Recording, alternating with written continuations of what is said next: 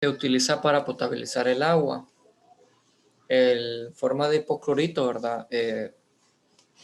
Se puede utilizar para potabilizar el agua, es decir, que vamos a hacer que el agua sea apta para el consumo, por el hecho de que esto lo que hace pues es destruir lo que son los microorganismos, ¿verdad? Que sean microorganismos patógenos, es decir, microorganismos que nos pueden hacer daño a nuestro organismo. Este halógeno pues forma numerosas sales y se obtiene a partir de cloruros a través de procesos de oxidación y también por procesos de electrólisis, que ya lo vimos anteriormente. Y se combina fácilmente con la mayor parte de los elementos. Es ligeramente soluble en agua y bueno, formando lo que es ácido hipocloroso. Y bueno, la mayoría de los numerosos compuestos que forma presenta un estado de oxidación -1, pero también puede presentar los estados de oxidación de 1, 3, 5 y 7. Y bueno, como les decía, ¿verdad? Estos halógenos se caracterizan por su gran actividad química y en el caso del cloro se puede combinar con casi todos los elementos a temperatura ordinaria y con desprendimiento de calor. Y a veces de luz, ¿verdad? En el caso del fósforo, astato, antimonio y cobre en polvo. Y bueno, incluso los metales nobles, que son sustancias muy inactivas, ¿verdad? Que por eso se llaman nobles, porque no reaccionan. Incluso estos pueden llegar a ser atacados por el cloro. Un chorro de hidrógeno que se ha encendido en el aire continúa ardiendo cuando se sumerge en una atmósfera de cloro, dando humos blancos de ácido clorhídrico. A ver, ustedes mismos me pueden dar fe de todo esto, de que el cloro es muy reactivo por el hecho ahorita de esta pandemia, ¿verdad? Que hemos utilizado bastante bueno, o al menos al principio se usaba bastante el cloro, ahora pues ya se sabe que no es muy correcto utilizar mucho el cloro y utilizar mejor el alcohol, ¿verdad? Para limpiar las superficies o las manos, ¿verdad? En sí el cloro es para las superficies no metálicas, lo más recomendable. Pero, por ejemplo, si ustedes cometieron el error en el principio de la pandemia, por ejemplo, las llaves, ¿verdad? No, sanitizaba todas las cosas que traía de afuera, ¿verdad? Por ejemplo, las llaves. Entonces, si ustedes, o yo qué sé, ¿verdad? Las verjas de la casa, de la parte de afuera, usted le echaba cloro, qué sé yo, ¿verdad? ¿Qué es lo que ocurría, verdad? Que oxidaba esos metales. O incluso a otras cosas que no eran metales las atacaba y las destruía, ¿verdad? Entonces, lo que tiene el cloro que es bien reactivo. Y justamente por lo mismo es que no se recomienda utilizarlo en la piel, ¿verdad? Y en sí lo que hace pues con los microorganismos que los destruye, ¿verdad? Porque los oxida. Bueno, en este caso del cloro pues, estamos en presencia de verdaderas combustiones sin oxígeno, ¿verdad? Ya que el cloro pues promueve, ¿verdad? Lo que es las combustiones. En realidad la mayoría de las... ¿Perdón? Una pregunta, ¿y el amonio cuaternario oxida o no? El amonio cuaternario. El amonio cuaternario tengo entendido de que no. Que más bien ese es el que se recomienda para limpiar las superficies metálicas por lo mismo. Ah, ok, gracias. Pero en la piel es malo, entonces no es recomendable. Incluso el mismo alcohol tampoco es bueno para la piel, ¿verdad? Entonces sí hay que tener bastante cuidado con eso, ¿verdad? Y si va pues desinfectarse las manos, es preferible hacerlo con el alcohol gel, que contiene otras cosas aparte del alcohol, que el alcohol puro, ¿verdad? Que ustedes, me imagino que algunos van a tener spray, alcohol en spray, entonces lo ideal en sí para desinfectarse las manos es agua y jabón, así. O sea, nada le gana a eso. Es algo pues que va a desinfectarle las manos, ¿verdad? Siempre y cuando pues haga un correcto lavado de manos y no le va a afectar a su piel. Principalmente a aquellas personas que tienen piel sensible, ¿verdad? Que no pueden estar utilizando mucho sustancias, ¿verdad? Como alcohol. Entonces, porque es que el alcohol es un agente deshidratante, entonces no es como que sea muy recomendable, ¿verdad? Pero si uno anda en la calle, no tiene la oportunidad, ¿verdad? De tener ahí cerca agua y jabón, pues alcohol gel. Es importante cuidarse. Ok, y bueno, en las aplicaciones, pues ya que es muy activo, ya que pues podemos potabilizar el agua. Obviamente va a tener muchas aplicaciones, ¿verdad? La principal es la purificación de agua, blancante en la producción de papel y en la preparación de distintos compuestos clorados. Encima tenemos la parte de la sal de mesa, ¿verdad? Que es un alimento, da sabores a los alimentos, da sabor a los alimentos, pero incluso puede ser conservante. Un proceso de purificación de agua ampliamente utilizado es la cloración. Y bueno, se emplea lo que es el ácido hipocloroso o también se puede emplear hipoclorito de sodio, ¿verdad? Se disuelve en el agua, regula el pH y purifica el agua. Tenemos en la producción de papel, tenemos una gran parte del cloro se emplea en la producción de cloruro de vinilo, compuesto orgánico que se emplea principalmente en la síntesis del policloruro de vinilo, ¿verdad? Conocido como PVC, los famosos tubos de PVC que nosotros conocemos. Igual, ¿verdad? Hay otras cosas aparte de los tubos de PVC, ¿verdad? Se usa en la síntesis de numerosos compuestos orgánicos e inorgánicos, por ejemplo, tetacloruro de carbono o cloroformo, y distintos a los enuros metálicos. También se emplea como agente oxidante. Luego tenemos, bueno, y apartando lo que acabamos de hablar, ¿verdad? Para desinfectar. Luego tenemos el flúor, que es un elemento químico, que es el más ligero de los halógenos, sin embargo, pues el más electronegativo de todos y sería el más activo. El flúor en estado libre es un gas formado por moléculas diatómicas, sumamente reactivo y tóxico al ser respirado. Sus principales aplicaciones tecnológicas son la síntesis de determinados polímeros especiales como lo que es el teflón, el que está en las sartenes, ¿verdad? De cocina, y la de freones o derivados halogenados de los hidrocarburos. Justamente es una sustancia tóxica y justamente por eso es que no se recomienda utilizar estas sartenes de teflón, ¿verdad? Esta obstante toxicidad, lo que es la difícil eliminación de los polímeros halogenados y la reactividad de los freones en la capa de ozono a la que destruyen, ha hecho que en estos últimos años se intente reducir al máximo el uso de estos compuestos. Y bueno, desde un punto de vista químico, el flúor y algunos compuestos suyos como el ácido fluorhídrico son de las pocas sustancias capaces de atacar al silicio, el óxido de silicio o cuarzo, creando compuestos volátiles. Ya que hablamos del ácido fluorhídrico, les pregunto, ¿hay alguno aquí presente en la reunión que haya escuchado alguna vez de ácido fluorhídrico y aplicaciones posibles aplicaciones que se le den? En alguna, por ahí lo hayan visto, lo hayan escuchado, en algún libro, alguna película, serie, qué sé yo. ¿Nadie? No, no miramos tele nosotros. No miran tele. Ok, a ver, ¿nadie ha visto la serie Breaking Bad?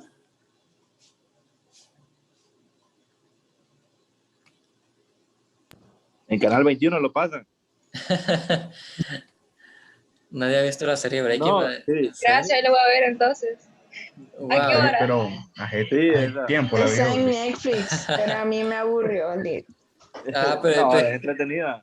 es entretenida. Es que usted, fijo, solamente vio los primeros 2 capítulos, 4 capítulos por mucho. No, Hasta de hay hecho una me serie quedé del en la última abogado. temporada. Ah, pucha, si se aburrió ahí, wow. Una de las mejores temporadas. Sí, bueno, cada quien tiene su punto de vista, esto está válido, o sea. Pero bueno, en esa serie, ya decía yo que es sorprendente que no lo hayan visto la serie, supuestamente disuelven cuerpos con ácido fluorhídrico, y eso es mentira, ¿verdad? No se puede hacer eso, ¿verdad? El ácido fluorhídrico es un ácido débil, y sí hay un ácido para llegar a hacer ese tipo de cosas, pero es un ácido más fuerte, ¿verdad? Y no es un ácido normal, es una mezcla de ácidos. Y bueno, pero igual es un ácido pues interesante porque es capaz de atacar al silicio, ¿verdad? Mientras que otros ácidos no lo pueden hacer, igual el óxido de silicio. En sí el ácido fluorhídrico es un ácido débil, ¿verdad? No se puede hacer lo que hacían ahí de disolver cuerpos. Y bueno, los que no han visto la serie se las recomiendo, ¿verdad? Igual, Si no lo quiere hacer, pues está bien. Y si no le gusta, pues está bien también, ¿verdad? Cada quien tiene sus gustos. Luego tenemos el bromo. Es un elemento químico perteneciente a la familia de los halógenos, ya lo sabemos. En este caso es parecido a lo que es el cloro, porque en estado puro forma moléculas diatómicas. No, perdón. En este caso no es un gas, sino que ya es un líquido volátil de color pardo y olor fuerte. En este caso el cloro, dijimos, el cloro y el flúor son gases. El bromo ya viene siendo lo que es líquido y el color cambia, ¿verdad? Ya es un color pardo, que es como café, y olor fuerte. Y sus propiedades químicas son similares a la del flúor y el cloro, ¿verdad? Aunque su reactividad química está más atenuada. Recuerden que la electronegatividad, a medida que vayamos bajando en la columna, esa electronegatividad va disminuyendo considerablemente, siendo así el flúor el más electronegativo, seguido por el cloro. Luego iríamos con el bromo, que ya va bajando su electronegatividad, y por último lo que es el yodo. Sus compuestos tienen diversas aplicaciones, siendo uno de sus usos más habituales su utilización para emulsiones fotográficas en blanco y negro en forma de sales de plata, aunque esto pues ya se va quedando atrás, ¿verdad? Las fotos pues son a colores, y ya en sí las fotos normales están quedando atrás por el hecho de que ahora todos tenemos lo que son las fotos digitales gracias a los teléfonos, ¿verdad? O incluso las mismas cámaras digitales, ¿verdad? Pero también se están quedando atrás ya. El bromo es un líquido color rojo pardo que puede obtenerse en el laboratorio de modo parecido al cloro, pero partiendo de los bromuros. Recuerden que a partir de sus halogenuros se pueden sacar, ¿verdad? Se pueden obtener, se pueden extraer. Su densidad es cerca de 3 veces mayor que la del agua y despide a la temperatura ordinaria abundantes vapores rojizos de olor particular y sofocante. Y bueno, estos también son tóxicos, ¿verdad? Atacan a las mucosas nasales y a la vista. Y es algo soluble en agua, pero no mucho, a lo que comunica su color rojizo, agua de bromo. Se le conoce agua de bromo. El bromo actúa de la misma manera que el cloro, como oxidante indirecto. El ácido hipobromoso formado cede su oxígeno, y las propiedades químicas del bromo son análogas a las del cloro, aunque menos energéticas. Con los metales forman los bromuros, de los cuales algunos son usados como medicamentos sedantes. Entonces, fíjense, todas estas sustancias van a tener características, propiedades muy similares, ¿verdad? Solamente que se puede ir atenuando a medida que bajan en la columna. Y así ocurre con muchas sustancias en la tabla periódica. Si ustedes se fijan, bueno, la tabla periódica, ya saliéndonos un poquito, ¿verdad? Ya yéndonos un poquito más a la química en general, ustedes pueden ver que en la tabla periódica los elementos se pueden clasificar por grupos o familias, ¿verdad? Que van a ser las columnas en la tabla periódica. Y es que se repite justamente esto, justamente por eso se agrupó la tabla periódica de esta forma, por el hecho de que estos grupos o familias tienen lo que son sus características y propiedades muy similares, parecidas, ¿verdad? Solamente que pueden ir disminuyendo o aumentando su capacidad o su intensidad. Entonces, por eso es que se hace esto. Y en el caso de los halógenos, pues no es la excepción. Y por eso vamos a ver esto, ¿verdad? Que siempre tienen parecido, Daniel, ¿verdad? ¿Ah? ¿Perdón? ¿Perdón? ¿Alguien iba a opinar algo o iba a preguntar algo? yo creo que no, Lee. Ok. Entonces, es lo que ocurre, ¿verdad? Tienen características, propiedades muy parecidas, van a reaccionar de forma parecida, es lo que ocurre con los halógenos. ¿Está bien, Ariel? Ok, luego tenemos lo que es el yodo. En este caso, el yodo es algo diferente por el hecho de que este ya no va a ser ni sólido ni gaseoso en estado puro, sino que va a ser un sólido. Y bueno, este es el elemento más pesado de los halógenos. Bueno, a excepción del inestable y raro astato. A ver, Douglas, ¿qué pasó? Dígame. Me levantó la mano. A ver. Ok. Entonces, igual que los anteriores, ¿verdad? Forma moléculas diatómicas, solamente que va a ser un sólido cristalino de color violeta. soluble en, bueno, aquí dice soluble en agua, pero en realidad no es soluble en agua. Es parcialmente soluble, ¿verdad? Pero más tirando a insoluble. Sí se disuelve, pero muy pequeña cantidad. Y sí se puede disolver en otros solventes, sí es soluble, ¿verdad? En los orgánicos. Es una sustancia bastante abundante en la naturaleza, encontrándose principalmente en el agua del mar, al igual que el cloruro de sodio, ¿verdad? Y el yodo tiene distintas aplicaciones, tales como su uso como desinfectante. Si se fijan, son las mismas propiedades, las mismas características, ¿verdad? También se puede utilizar como tintura de yodo, yodo disuelto en alcohol. Incluso muchos hemos utilizado el yodo para desinfectar heridas, ¿verdad? Creo que todos estamos de acuerdo en esto. Y bueno, también es necesario para la vida, ya que un déficit de yodo en la alimentación provoca alteraciones en las glándulas tiroides situadas en el cuello con la aparición de bóceo, ¿verdad? Incluso puede ser cancerígeno, ¿verdad? Si tiene un déficit de yodo, puede desarrollar esta enfermedad. Y además de que esto es para el déficit de yodo, pero igual, ¿verdad? Un exceso de yodo también es peligroso. Cuando hay intoxicaciones, ¿verdad? Se utiliza bastante esto, las pastillas de yodo. Entonces, para los que están familiarizados con un poquito de la historia, ¿verdad? Cuando ocurrió el accidente nuclear en Chernobyl, el accidente de Chernobyl fue un accidente nuclear en donde una planta nuclear, donde pues a partir de combustibles nucleares pues hacen electricidad, estalló. Entonces se propagó pues muchas sustancias radioactivas al ambiente.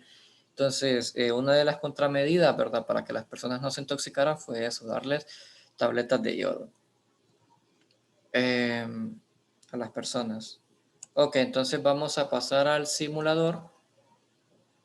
¿Cómo así tabletas de yodo? ¿Así como que se lo comieron o cómo? Sí, sí, sí, como medicina. Estando ahí presente cuando sucedió eso. Sí, correcto. O sea, evacuaron a las personas y a las personas que estuvieron expuestas le daban unas que se llaman pastillas de yodo, que contienen yodo y otras cositas más, pero el principal compuesto es el yodo. Ah, ok. Sí. En este caso fue por una intoxicación con compuestos radioactivos. Son compuestos nucleares, son compuestos muy tóxicos para el ser humano y bueno, entonces tuvieron que hacer esto. Claro, ¿verdad? Que tuvieron una exposición bastante elevada y pues no, algunas personas siempre sufrieron los efectos, ¿verdad? De la exposición que tuvieron a la radioactividad. Pero igual siempre ayudó, ¿verdad? Pudo haber sido peor si no hubieran consumido esta sustancia. Ok, vamos a lo que es el simulador. Me avisan, ¿verdad? Si no se mira bien. Entonces, sí se mira bien, ¿verdad? Sí. Ok, entonces, el primer paso que vamos a realizar con el simulador es, nos vamos a ir aquí al apartado de contenido, nos vamos a ir a la tabla periódica y nos vamos a ir a este que dice halógenos. Entonces nos va a aparecer esta pestaña, esta ventana. Entonces, recuerden que en la tabla periódica tenemos primero el flúor arriba, seguido por el cloro, seguido por lo que es bromo y seguido por lo que es el yodo, ¿verdad? Entonces, esto es lo que tenemos hasta ahora. De abajo está el astato, ¿verdad? Pero el astato pues no se toma mucho en cuenta ya que, bueno, es muy inestable, muy raro de encontrar. Entonces, no se enfatiza mucho en él. Entonces, lo primero que tenemos que observar, y recuerden que la reactividad va a aumentar entre más arriba esté, ¿verdad? En la tabla periódica, en la columna. Entonces, lo primero que vamos a observar es como a temperatura ambiente, si se fijan, 25 grados Celsius, tenemos en este que es cloro, este es el de cloro, y este es yodo. Este es cloro molecular, igual este es el yodo molecular. Entonces aquí tenemos cloro y yodo. Y lo primero que vamos a observar que a temperatura ambiente el cloro es un gas verdoso. Mientras que el yodo, aquí lo tenemos, le damos a este, ¿verdad? Aquí. Y vemos que es un sólido a temperatura ambiente. Y aquí está, ¿verdad? Para que no, si no me creen, ¿verdad? Aquí está la fórmula, ¿verdad? Yodo sólido. Ok, entonces lo que nosotros podemos hacer es ir aumentando la temperatura de lo que es el yodo para alcanzar lo que es el punto de fusión y posteriormente el punto de ebullición. Es decir, el punto de fusión nos referimos a derretirlo, ¿verdad? Pasarlo de sólido a líquido. Y la teoría dice que eso es a los 114 grados Celsius. Lo voy a pasar. Vamos a ver. Bueno, sin embargo, pues el simulador tiene esta fallita aquí, ¿verdad? Que no expone esta propiedad. Pero bueno, ahorita no ocupamos esa propiedad, pero sí, ¿verdad? Si ustedes se van a la literatura, dice que en 114 grados Celsius es el punto de fusión. Lastimosamente no se puede apreciar en este simulador. Ahora aumentamos la temperatura y lo que va a ocurrir es que va a pasar a estado gaseoso, ¿verdad? Entonces, nosotros aquí lo podemos tratar de estimar, ¿verdad? Igual ustedes pueden buscar en la literatura el punto de ebullición de este. Y aquí tenemos, ¿verdad? Una vez que se alcanza el punto de ebullición, se forma este gas rosa, siempre de yodo. Vamos aquí incluso a las propiedades, ¿verdad? Del tubo. Y aquí lo podemos ver, ¿verdad? Que todavía hay yodo sólido aquí, ¿verdad? Y tenemos el yodo gaseoso. Vamos a aumentar la temperatura del todo para que se derrita del todo. Y bueno, no, hay un equilibrio, parece ser, ¿verdad? Hay un equilibrio entre el sólido y el gaseoso. Ok, entonces lo que otro que vamos a hacer es, una vez hecho esto, bueno, podemos ir siguiendo las instrucciones que están aquí abajo, ¿verdad? O sea que no pasa por estado líquido. No, sí pasa por estado líquido, tiene que pasar por estado líquido. Lo que ocurre es que, bueno, el simulador no se logra apreciar. Tendría que pasar por estado líquido. Entonces tenemos el cloro al lado izquierdo, el lado derecho lo que es el yodo. Y bueno, entonces lo que vamos a ver es que, bueno, en sí lo que podemos concluir de esto es que el punto de ebullición es más bajo en el cloro que en el yodo, ¿verdad? Que es lo que está preguntando aquí. Y bueno, lo otro pues que vamos a hacer es aumentar la temperatura en este para convertirlo en gas. Y luego lo que vamos a hacer es que ambos lo vamos a subir a 200 grados Celsius para ir comprobando lo que es su reactividad. Entonces lo que vamos a hacer es que vamos a tomar estas sustancias, las vamos a duplicar.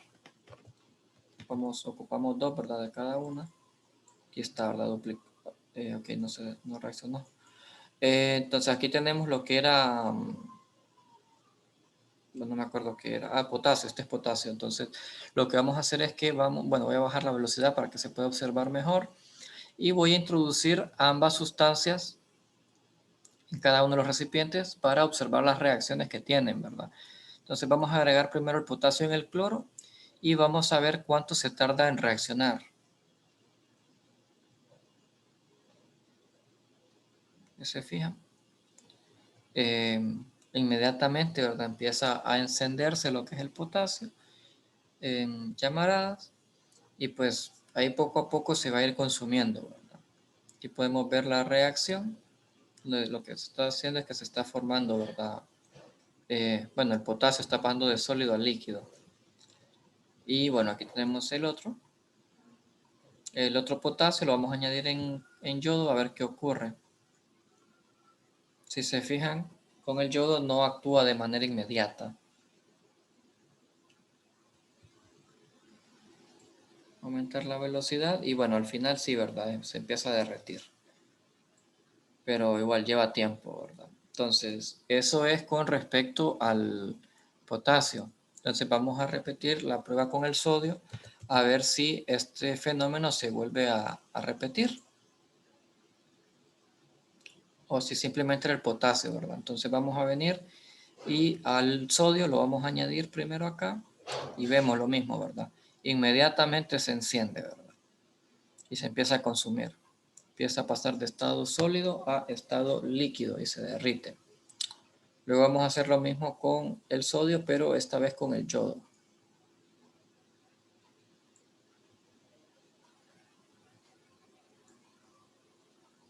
Nada, ¿verdad? Se está empezando a consumir. Ustedes pueden ver cómo se empieza a hacer más pequeño, ¿verdad? Pero le lleva más tiempo consumirse.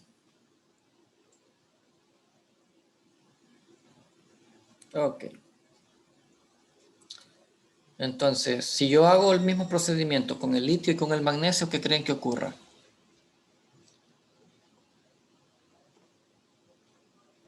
Que se derritan. Ajá, que se derritan, ¿verdad? Que reaccionen. Pero, bueno, eso sí es cierto, lo que dice Steve, ¿verdad? Ya están contaminados porque estoy utilizando los mismos reactivos, ¿verdad? Pero bueno, lo vamos a hacer como dice Steve, ¿verdad? En esa parte sí tiene razón, ¿verdad? Pero igual los resultados no cambian. Pero sí, tiene razón Steve, vamos a hacerlo así, la forma correcta. Entonces vamos a poner ambos a 200 grados Celsius y vamos a ir repitiendo, ¿verdad?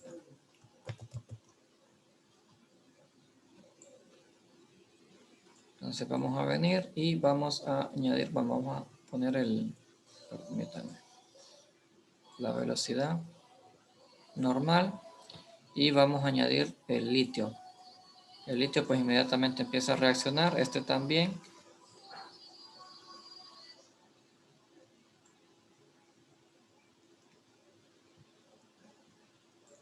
A ver las reacciones, tenemos el litio que pasa de sólido a líquido.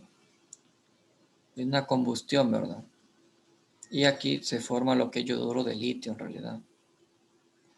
Tendría que haberse formado cloruro de litio también, pero bueno. Aquí tenemos, ¿verdad? El litio pasa de estado sólido a estado líquido, ocurre una combustión. Pero ustedes observan, el que se va a derretir primero es la que estaba en... Bueno, díganme ustedes, ¿qué es lo que miran? ¿Cuál se derritió primero? Lo que está en cloruro. La que está en cloro, ¿verdad? Entonces, se fijan si se cumple esto, ¿verdad? Lo que estaba mencionando. Esto de acá. Entonces, entre más arriba esté en la columna, va a ser más reactivo y podemos observar efectivamente eso, ¿verdad? El yodo se encuentra más abajo, mientras que el cloro se encuentra más arriba, ¿verdad? Entonces, el cloro va a ser más reactivo y nosotros lo pudimos comprobar acá. Pueden ver que no les estoy vendiendo humo, ¿verdad?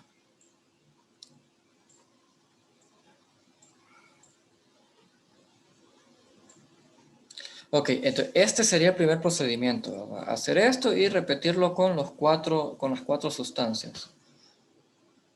Luego tenemos la reacción. Una pregunta, Ajá. ahí el litio pues pasa de estado sólido a litio líquido, es decir que tiene un número de oxidación de +1, ¿verdad? A ver, el litio pasa a... De estado sólido Sí, a sí. líquidos. Entonces el cloro se reduciría. Sí, lo que puede ocurrir, lo que ocurre es que se forma cloruro de litio. Y ese Cl2, aquí lo vamos a poner aquí. El litio más Cl2 se va a formar lo que es cloruro de litio. Entonces vamos a la tabla periódica, vemos que el litio tiene... Ok, así se va a formar, cloruro de litio. Entonces aquí lo que podemos hacer es balancearla con un 2 acá y con un 2 acá. Y es que ocurren dos reacciones al mismo tiempo, ¿verdad? Se forma lo que es el cloruro de litio, pero al mismo tiempo también el litio está en una combustión y se termina derritiendo, ¿verdad? Entonces por eso que ustedes pueden ver esto, ¿verdad? Que queda en la mezcla, queda litio, queda cloruro de litio y queda cloro gaseoso. ¿Por qué? Porque no reaccionó del todo, ¿verdad? Fue una reacción incompleta. Donde quedó el litio derretido, quedó el cloro en gas, que eran los reactivos, pero también se formó en sólido lo que es cloruro de litio. Igual aquí, ¿verdad? Con el yodo. Litio, yoduro de litio y yodo gaseoso. No sé si respondí su pregunta. Sí. No más que Ok. como lo había visto por separado, entonces ahí sí. Sí, sí. Es ocurren los dos fenómenos al mismo tiempo, ¿verdad? Y bueno, ese sería el primer procedimiento, ¿verdad? De esta práctica. Y el segundo procedimiento va a ser el que dice reacciones de desplazamiento de halógenos. Entonces, siguiendo la misma lógica, flúor, cloruros, bromuros y ioduros, ¿verdad? Entonces, si tenemos eso de que las sustancias de arriba son más reactivas que las de abajo, ¿qué va a ocurrir cuando yo mezcle sales de donde hayan dos tipos de halógenos diferentes? Lo que va a ocurrir es que, permítame, estoy grabando así. Las sustancias de arriba van a desplazar y van a sustituir al halógeno que esté en la sal, donde ese halógeno pues se encuentra en una parte inferior, ¿verdad? Entonces, el flúor puede desplazar al cloro en sales de cloruro, ¿verdad? Están formando cloruros. Igual el flúor puede desplazar al bromuro, el flúor puede desplazar al yoduro, ¿verdad? Asimismo, con esa misma lógica, el cloro puede desplazar al bromo y el cloro puede desplazar al yodo. Y lo vamos a observar. Y otra cosa es que eso puede ocurrir de arriba hacia abajo, ¿verdad? Pero de abajo para arriba no. El yodo no puede desplazar al bromo ni puede desplazar al flúor, mucho menos, ¿verdad? Que el flúor es mucho más reactivo. Entonces, eso es muy importante que lo manejen.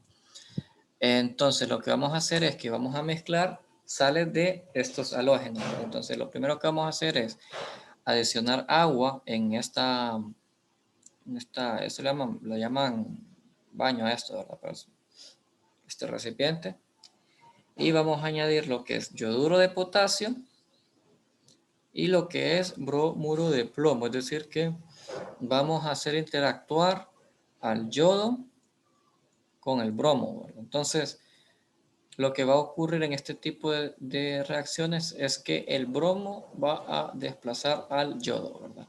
Y lo vamos a observar. Entonces vamos a añadir primero lo que es el yoduro.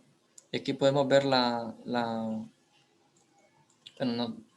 lo que es la concentración molar, ¿verdad? Del yoduro de potasio. Y luego vamos a añadir el bromuro de plomo, a ver qué es lo que ocurre. Lo añadimos y se va a dar esta reacción, ¿verdad?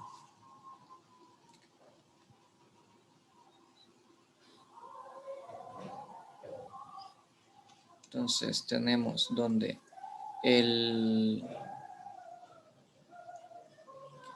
lo que es el bromo va a empezar a atacar acá, ¿verdad? Y se va a estar formando lo que es bromuro de potasio.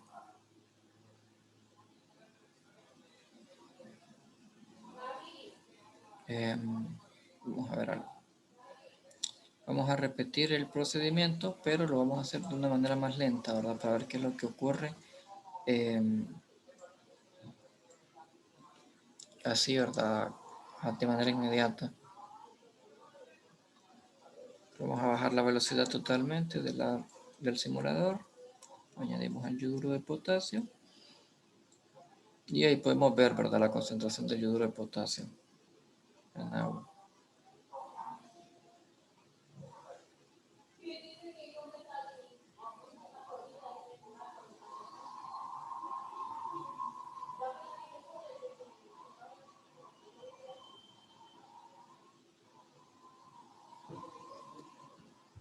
Y ok, entonces vamos a dejar que se termine de pasar la reacción, ¿verdad? Está aumentando la concentración de yoduro de potasio. Y bueno, hasta aquí llega un punto estable, ¿verdad? Igual el de bromuro de potasio también queda estable, ¿verdad?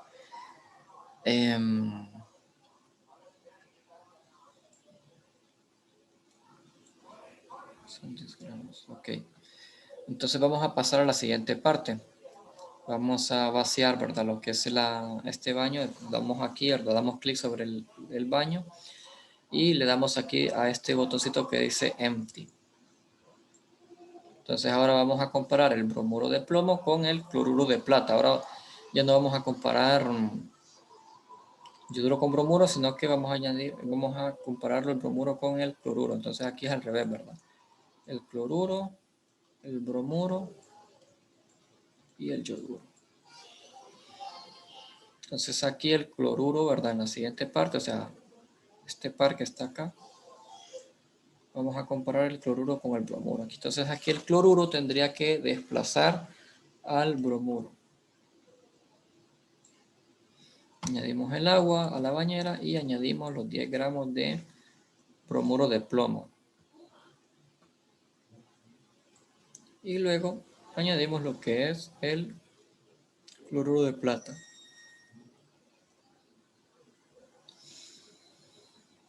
Y bueno, aquí estaría la reacción, ¿verdad?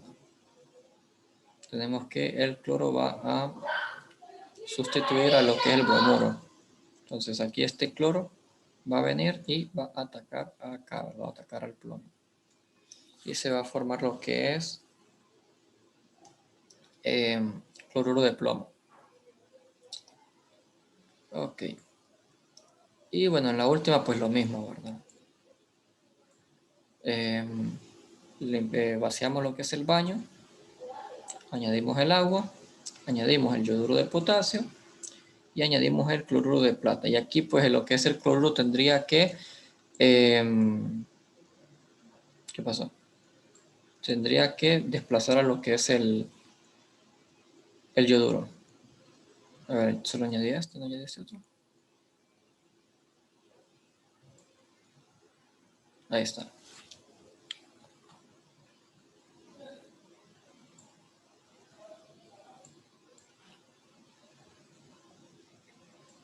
Entonces el cloruro pues va a atacar acá. Le va a sustituir al yoduro aquí. Se va a formar cloruro de potasio.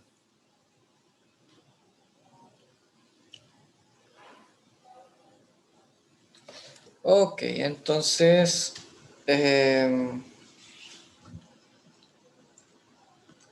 permítanme. No sé. El otro procedimiento va a estar acá. Son 3 procedimientos. Siempre en contenido, nos vamos a identificación de sustancias y nos vamos a la prueba de haluros aquí. Nos va a tirar esta ventana.